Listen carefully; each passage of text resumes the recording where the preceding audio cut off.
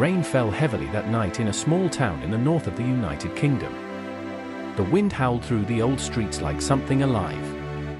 Street lights flickered, and the church bell rang slowly, even though nobody had touched it. People in the town of Greyhaven believed in God deeply. They loved their small stone church at the center of the town. But one cold winter morning, a new pastor arrived. His name was Pastor Daniel Crow. He came wearing a long black coat and carrying a large Bible. His voice was smooth. His smile was calm. When he spoke, people listened. God sent me to guide you, he told the villagers. And they believed him. At first, everything seemed good. Pastor Daniel preached powerful sermons. People cried when he prayed.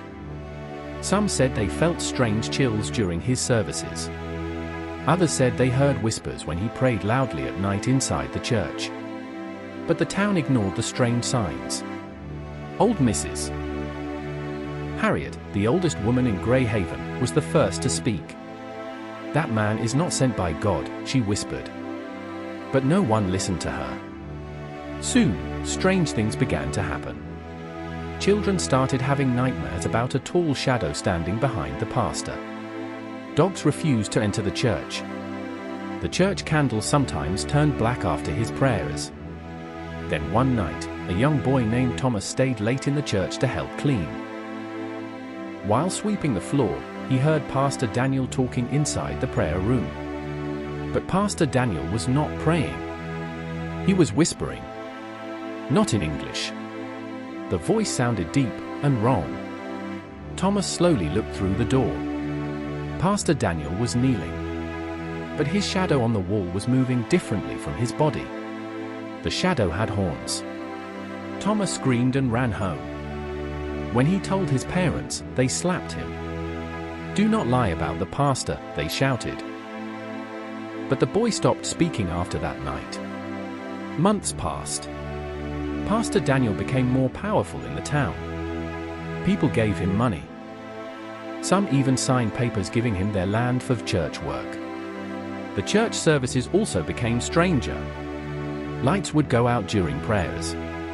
The pastor sometimes spoke in voices that sounded like many people speaking at once. Yet the town followed him blindly.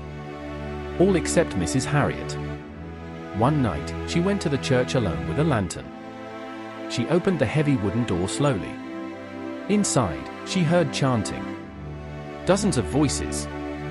But when she stepped inside, there was only Pastor Daniel, standing in the middle of the church. The floor was covered in strange symbols drawn in dark red. He slowly turned his head. His eyes were completely black. "You should not be here," he said quietly. Mrs. Harriet raised her lantern and shouted, "You are not a pastor. You are a servant of darkness." Pastor Daniel smiled. A long, unnatural smile. "Now you know." The lantern suddenly blew out. The church door slammed shut. And Mrs. Harriet was never seen again. The next morning, Pastor Daniel told the town she had gone to stay with relatives.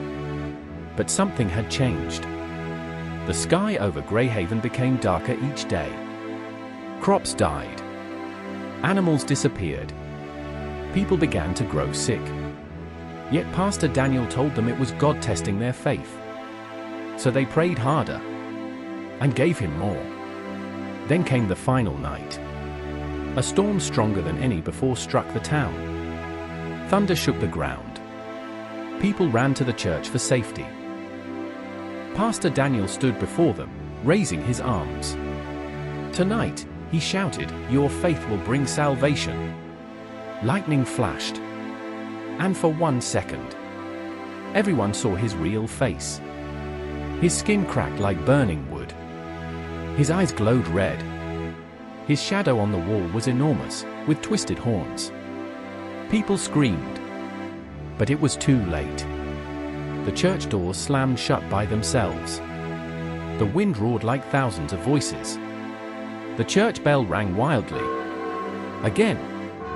And again. And again. Then suddenly, silence. The next morning, travelers passing through Greyhaven found the town empty. Every house was open. Food still sat on tables. But not a single person remained. Only the church still stood in the center. Its doors were broken. Inside, the floor was covered with dark marks and ashes. And on the wall above the altar, written in black letters, were the words, "They believed the wrong shepherd." To this day, locals in nearby towns say that if you pass Greyhaven at night, you can sometimes hear a voice preaching inside the empty church. And sometimes, the church bell rings by itself, even though no one lives there anymore.